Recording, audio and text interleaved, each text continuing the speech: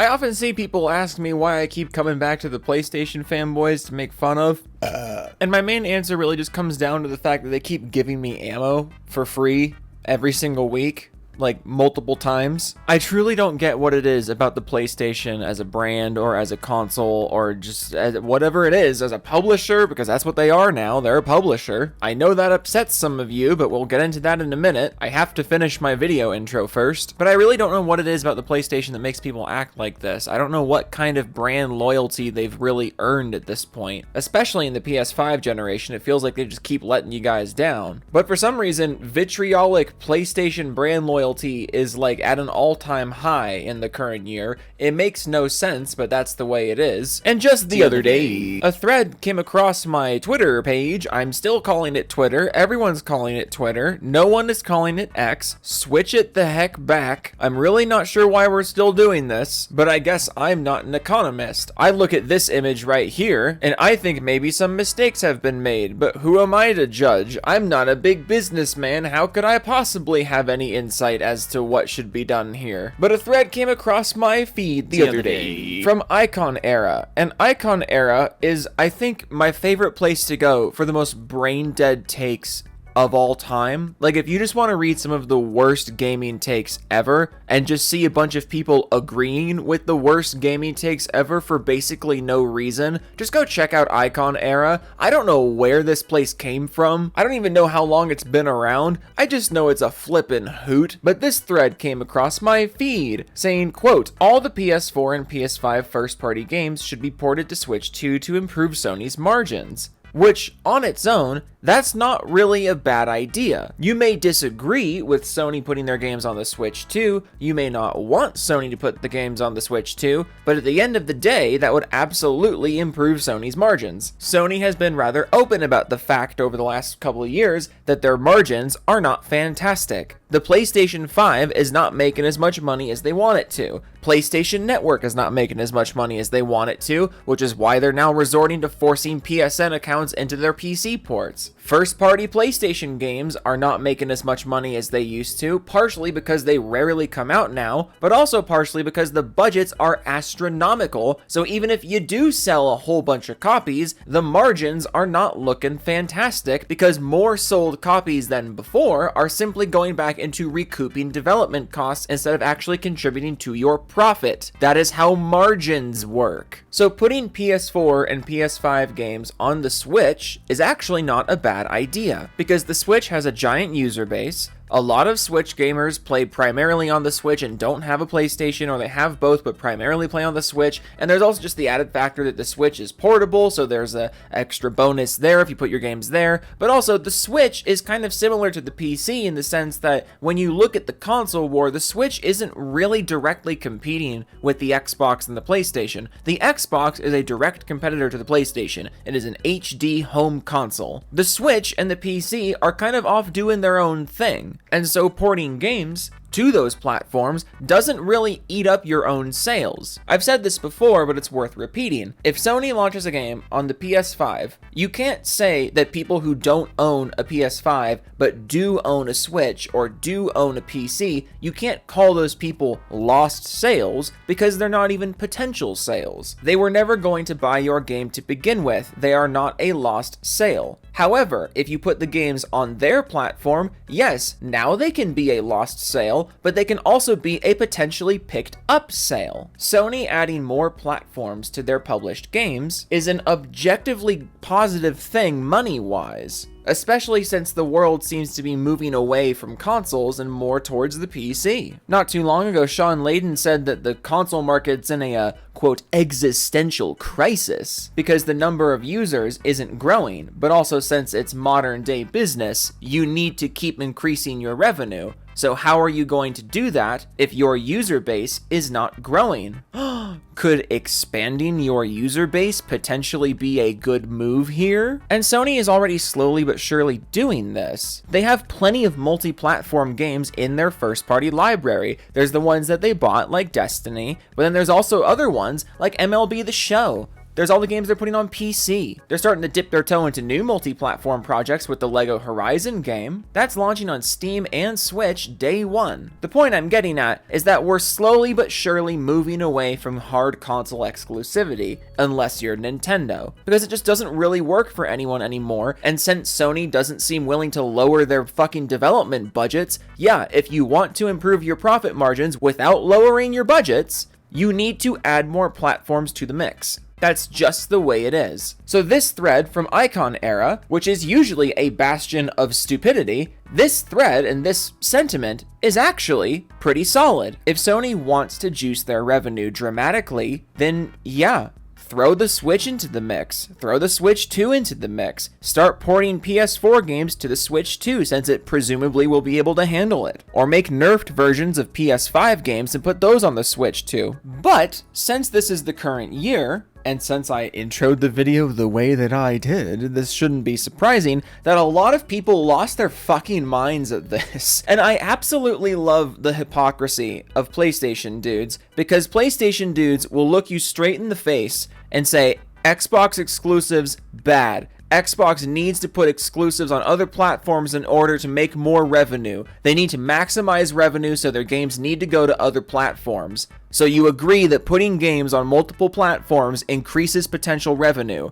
But then when you say, okay, how about Sony makes more revenue by putting games on other platforms, they'll look you in the face again and be like, no, kill yourself. You can only experience this game on the PlayStation because I said so, I guess. And this is what I meant in the beginning of the video, where it just doesn't really make a lot of sense where this brand loyalty comes from. Because really, what is it about the PlayStation as a gaming ecosystem or as a hardware ecosystem? What is it about the PlayStation that makes you so dedicated to them specifically? Like, there's nothing special about their hardware. There are a lot of special things about their ecosystem, but none of those special things are actually positive for you. Their ecosystem is overpriced and restrictive in ways that other ecosystems are not, so there's that, I guess. Is it really just the Sony stamp on the box that you care about? Because it's clearly not about the games. If the games really were what mattered to you and you thought these games were really awesome and you're here on PlayStation because that's the only place I can get these amazing, mind-blowing games. The games are just so good.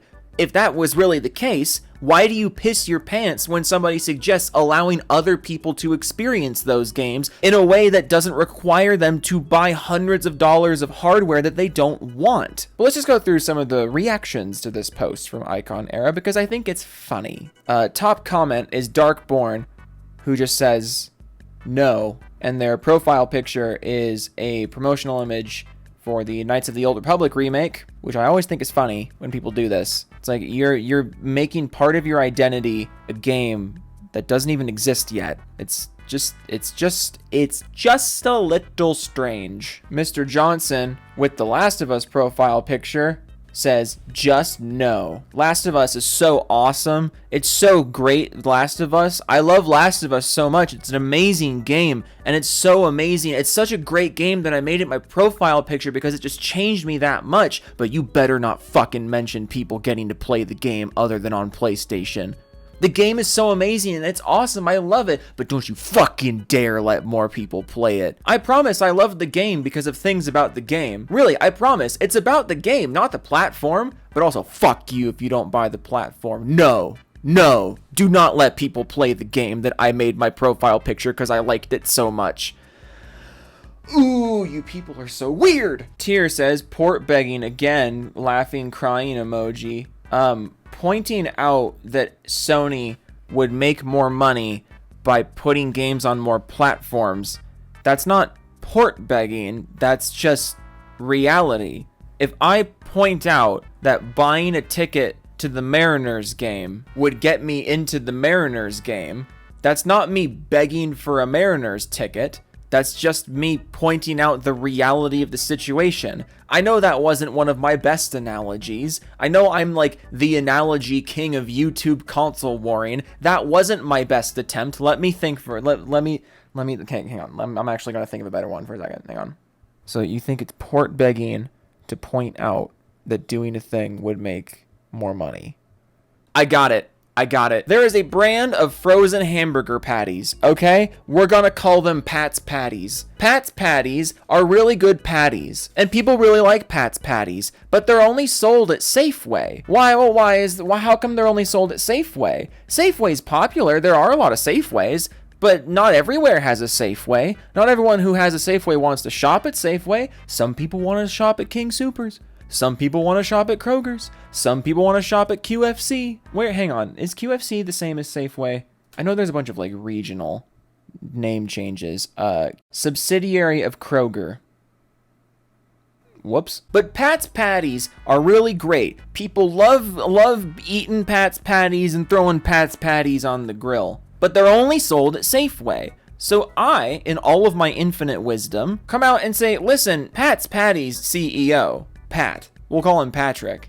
I'm so funny. Fuck you. You would make a lot more money if you sold Pat's Patties at other grocery stores. Like, they're really good patties. People want them. You could put them in other stores and make a lot more money. And according to your recent financial reports, you guys could stand to make a bit more money off of these things. You're already making the patties. You're already selling the patties. Just sell them in other places and you can make up for all that money that you apparently need. You keep saying you need more money, so why not just put them in more stores and more people can buy the patties? And then Patrick just like spits in my face and pees on my shoes and is like, fuck you. Why are you begging me for patties, bitch? And I'm like, no, I'm not begging you for patties. I'm just literally pointing out that you say you need more money from the product that you already made. Why not just sell it in more stores? And then Patty just like rips my head off and throws it down the stairs. That is the analogy I'm sticking with. Tier, typo master.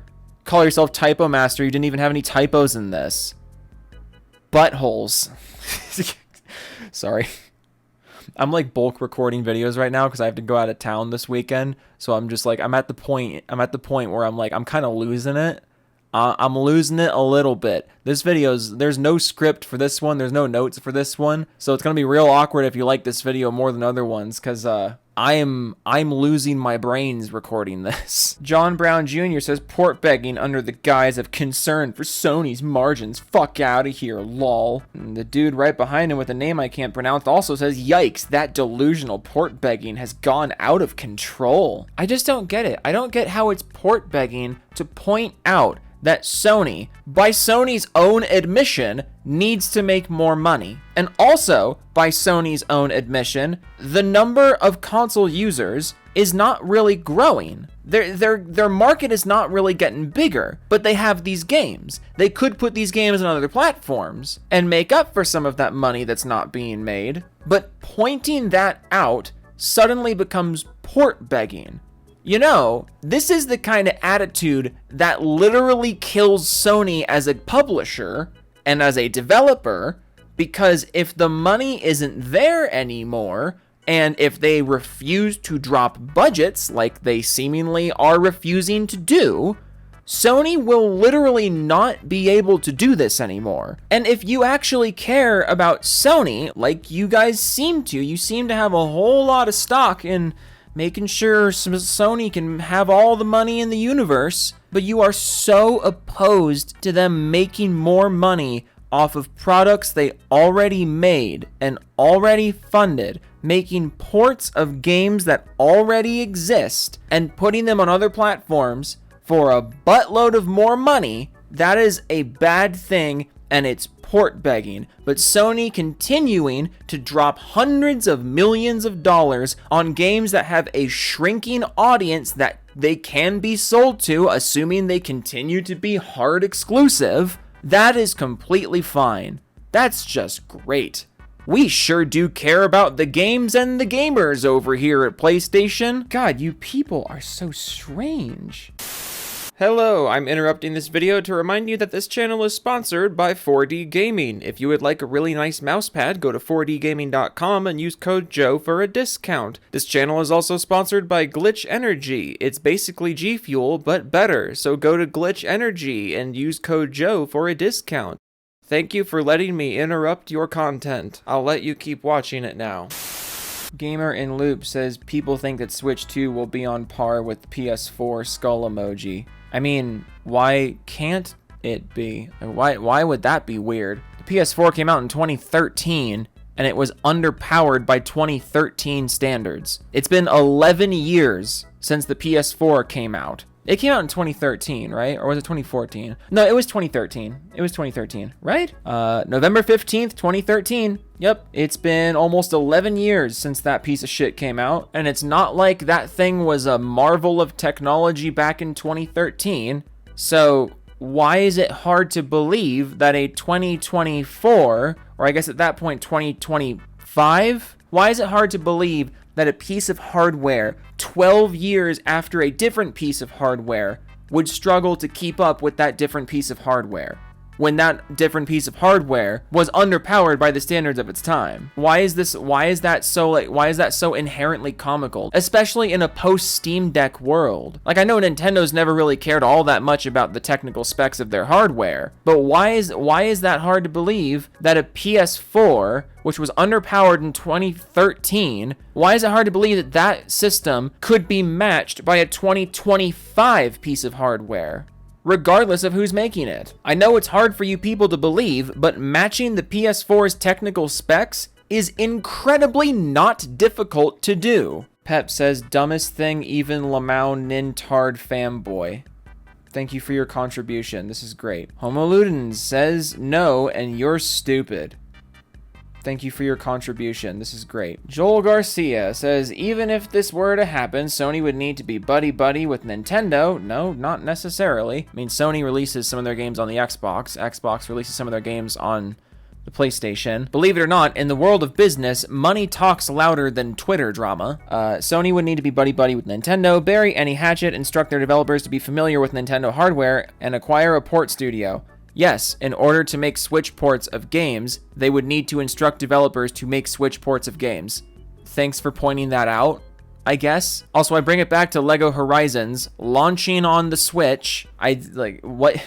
You're talking about this as if it's some like far off incredible concept. It's happening now. You're just not paying attention. And also, Sony not too long ago did acquire a port studio. Have you heard of Nixxes? A studio which exists basically just to port PlayStation games to PC.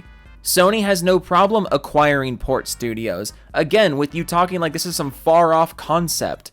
They already did it. He says, on top of that, there's no guarantee that Nintendo players want to buy PS4, PS5 first-party games. Well, apparently there's no guarantee that PlayStation gamers want to buy those games either at this point.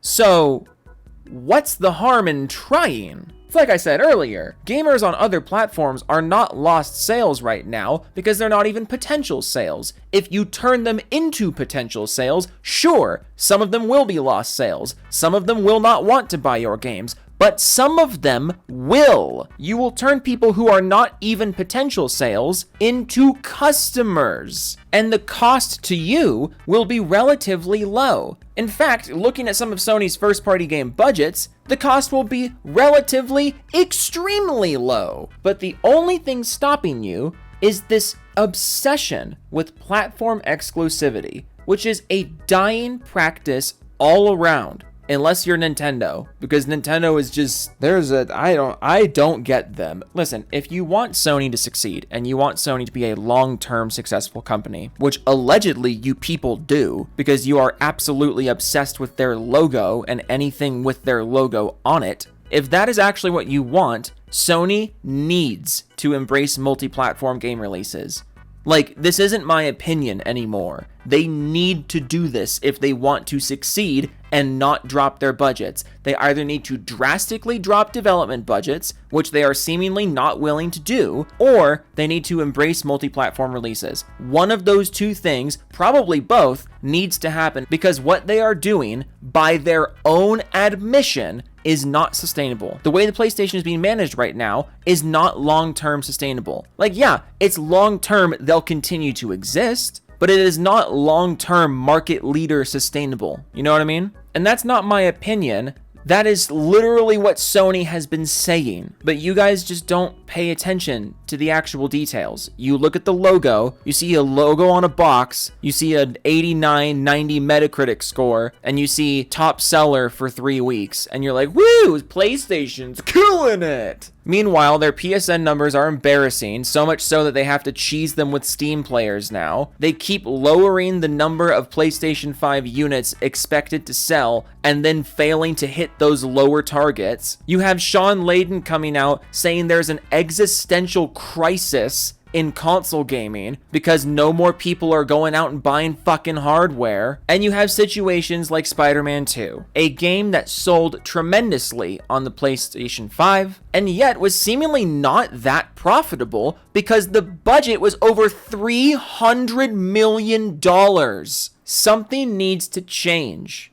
But you people are so fucking resistant to that for no good reason. I don't get it. But I'll keep making fun of you because it's fun to make fun of you and I like making videos. Okay, toodles.